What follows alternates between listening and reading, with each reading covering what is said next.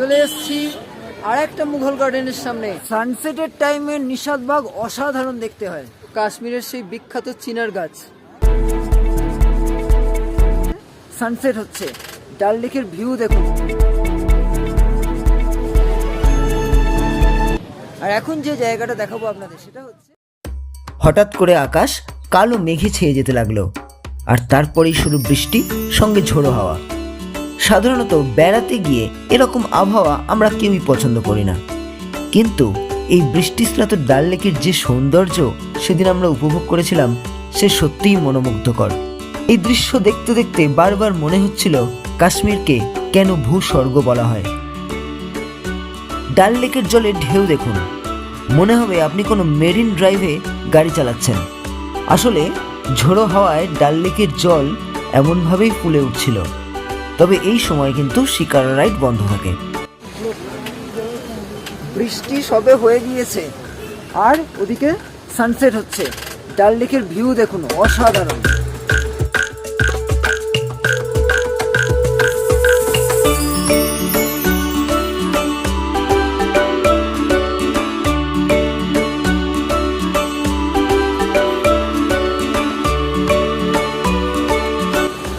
এখন আমরা এসেছি নিশাদবাগ গার্ডেন, এটা দেখবো।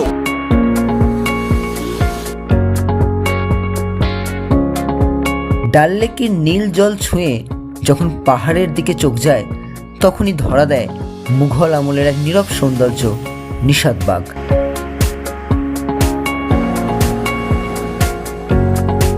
বৃষ্টির পরের আলোটা আলাদা, নরম, শান্ত আর একটু আবেগী।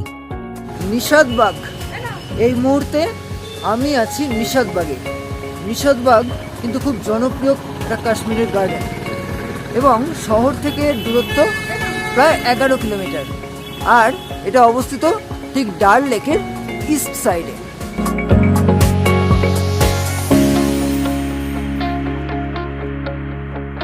সকাল 9টা থেকে রাত্রি 9টা পর্যন্ত এটা খোলা থাকে।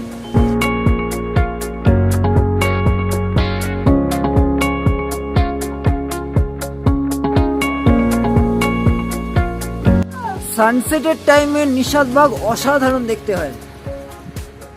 আর ঠিক সেই আলোতেই ধীরে ধীরে খুলে যায় নিশাদবাগ। উপরে তাকালে পাহাড়, নিচে তাকালে ডাল লেক, আর মাঝখানে আমি এই সৌন্দর্যের এক নীরব দর্শক।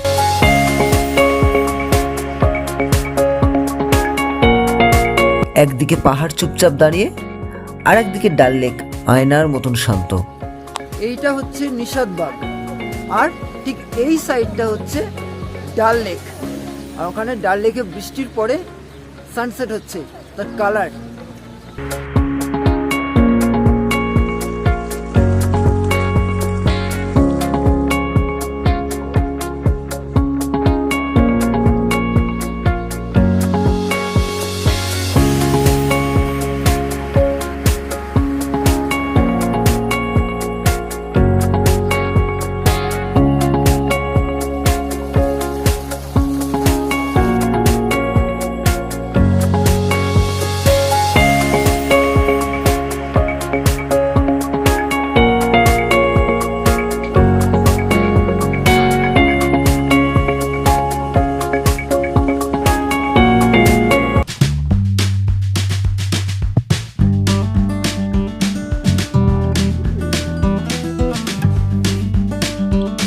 চলে এসেছি পরিমহল। ডাল লেকের উপরে পাহাড়ের গায়ে তৈরি এই ঐতিহাসিক স্থাপনাটি দেখতে সত্যিই স্বপ্নের মতো। এই পরিমহল তৈরি করেছিলেন শাহজাহানের পুত্র। একসময় এটি ছিল জ্যোতির্বিদ্যা ও সাধনার কেন্দ্র। এই সিঁড়িগুলোতে ওঠার এক্সপিরিয়েন্স কিন্তু বেশ ভালো। এইরকম সিঁড়ি দিয়ে উপরে উঠে যেতে হবে।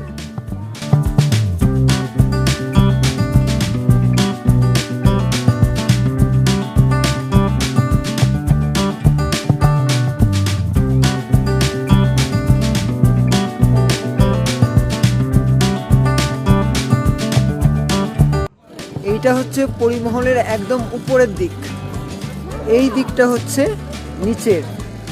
এরপরে আরো একটা আছে, আর ওই পিছনে সুন্দর ডাল লেকের দৃশ্য।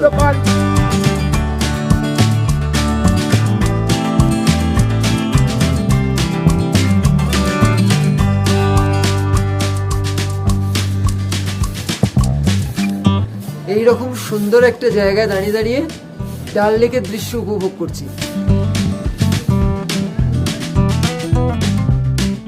দুর্দান্ত অভিজ্ঞতা।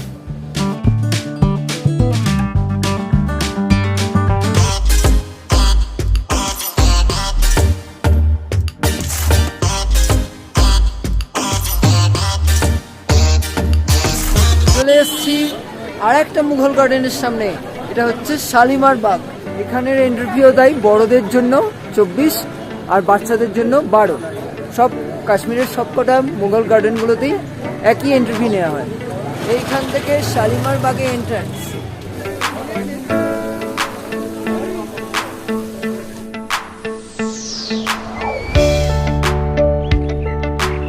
ঘুরে বেড়াচ্ছি শালিমার বাগ। এদিকে সুন্দর সুন্দর ফুল, একদম উপরে ওইদিকে পাহাড়। এখানে দেখছি এগুলো ঢাকা দেয়া কাজ হচ্ছে, সেই জন্য ওটা পরিষ্কার ভাবে নেই।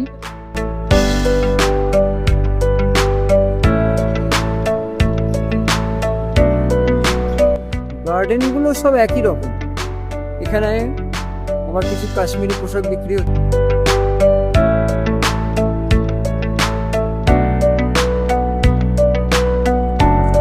মানে এগুলো আসলে পরিয়ে ছবি তোলার জন্য বা কেউ কিনে নিয়ে যেতে পারে। সম্রাট জাহাঙ্গীর তার প্রিয় নূরজাহানের জন্য এই বাগান তৈরি করেছিলেন। শান্ত পরিবেশ, ছায়াঘেরা পথ আপনার মনকে আনন্দ দেবেই। আমার পিছনে এই যে কাশ্মীরের সেই বিখ্যাত চিনার গাছ এইটা, আর এই যে চিনারের পাতা, এই আইকনিক। এই পাতাগুলোই কিন্তু যখন এই পাতাগুলো হলুদ রঙের হয়ে থাকে, অসাধারণ দৃশ্য হয়, দারুণ। বিশেষ করে অক্টোবরের সময় এই কালারটা কিন্তু দেখা যায়, তখন পুরো আগুনের মতন রং হয়ে থাকে এই চিনার গাছগুলো। এখানে প্রচুর আছে বড় বড় সব চিনার গাছ, এই একটা, ওখানেও এত বড় বড়, সব চিনার। অন্যান্য গার্ডেন গুলোতেও পাবেন, কিন্তু শালিমার বাগে সব থেকে বেশি আছে। এই গার্ডেন গুলোতে যে শুধুমাত্র টুরিস্টরা আসছে তা নয়, লোকালসরাও কিন্তু অনেকে আসছে। যেমন কাশ্মীরিরা আছে, সম্ভবত কোনো স্কুল থেকে এসছে এরা, এবং এখানে কিছু টাইম এখানে স্পেন্ড করার জন্য খুব ভালো, সেলফি তোলার জন্য খুব ভালো।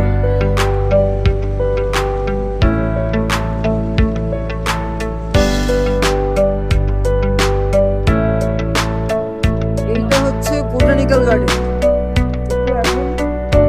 প্রচুর ভিড়, স্টুডেন্টরা এসছে অনেকে। আমরা এখন এইটা দেখবো, রাত্রের সাইডে দেখে আসবো। আমরা এখান থেকে চশমে শাহী যাচ্ছি, অটো করতে হচ্ছে, ফেয়ার হচ্ছে 100 টাকা।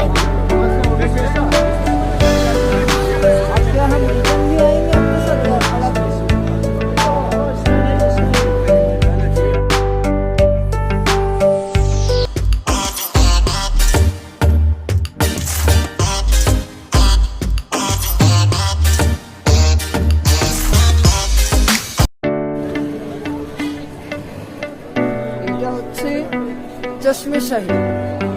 আমরা এখানে এবারে এন্টার করব।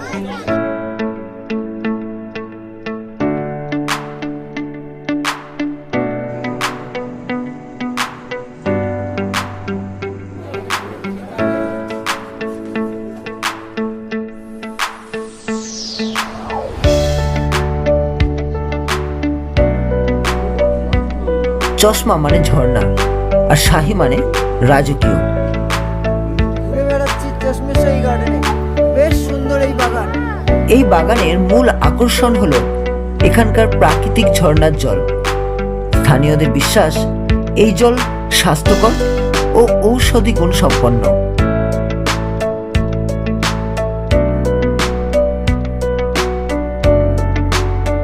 চশমে শাহী গার্ডেন 3টি ধাপে বা টেরেসে নির্মিত, যা মুঘল স্থাপত্যের একটি উৎকৃষ্ট উদাহরণ।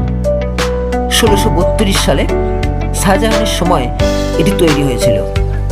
শোনা যায় তিনি এটি তৈরি করেছিলেন তার প্রিয় স্ত্রী মুমতাজ মহলের জন্য, যাতে তিনি পাহাড়ের বিশুদ্ধ ঝর্ণার জল পান করতে পারেন।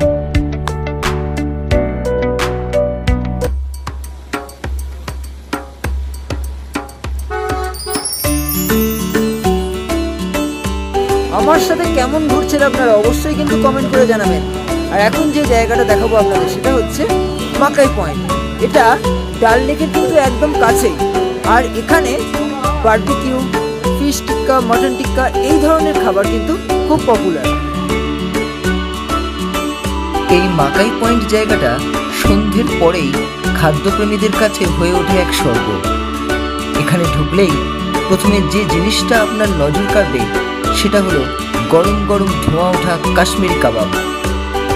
কয়লার আগুনে ধীরে ধীরে সেঁকা হচ্ছে চিকেন আর মাটনের কাবাব, আর সেই গন্ধ যেন দূর থেকেই আপনাকে টেনে নিয়ে আসে। यहाँ पे ना सर वेज नॉन वेज दोनों। नॉन वेज में क्या मिलता है? नॉन वेज में mutton tikka, chicken tikka, fish tikka. और वेज में पनीर टिक्का, मशरूम टिक्का, सोया चाप। प्राइस कितना है?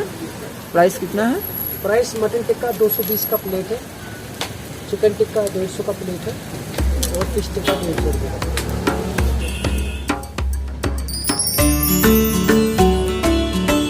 আচ্ছা দেখুন, এই যে জিনিসটা এটাকে বলা হয় সামাওয়ার।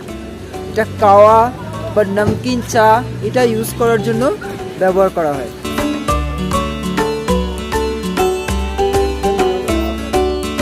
এখানকার বিশেষত্ব হলো এর পরিবেশ। একদিকে ডাল লেকের ঠান্ডা হাওয়া, অন্যদিকে ধোঁয়া উঠতে থাকা গরম গরম কাবাব। একদম পারফেক্ট কম্বিনেশন।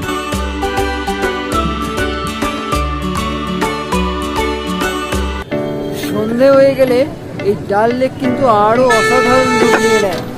দিনের ব্যস্ততা শেষ হয়ে যখন সন্ধ্যা নামে তখন কাশ্মীরের হৃদয়ে থাকা ডাল লেক যেন এক অন্য জাদুতে ভরে ওঠে। সূর্য ডুবে যাওয়ার পর চারপাশে নেমে আসে শান্ত নীল অন্ধকার, আর সেই অন্ধকার ভেদ করে জ্বলে ওঠে হাউস বোটগুলোর নরম হলুদ আলো। হাউস বোটগুলো সব আলো জ্বলছে, শিকারাগুলো দেখা যাচ্ছে, এখন অনেক মানুষ শিকারা চড়ছেন। আর হাউস বোটগুলোর ছায়া, আলো জ্বলছে, তার ছায়া পড়েছে জলের উপরে। লেকিন নিস্তব্ধ জলে তখন তৈরি হয় এক অপূর্ব আলো আর ছায়ার খেলা। আর এখানে শ্রীনগরের ব্যস্ততম রাস্তা।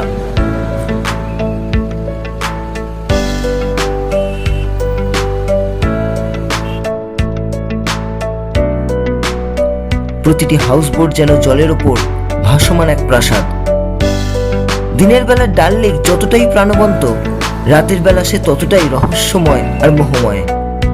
হাউসবোটের আলো আর জলের ছায়ার এই মায়াবী দৃশ্য ডাল লেককে সত্যিই করে তোলে কাশ্মীরের হৃদয়ের স্পন্দন।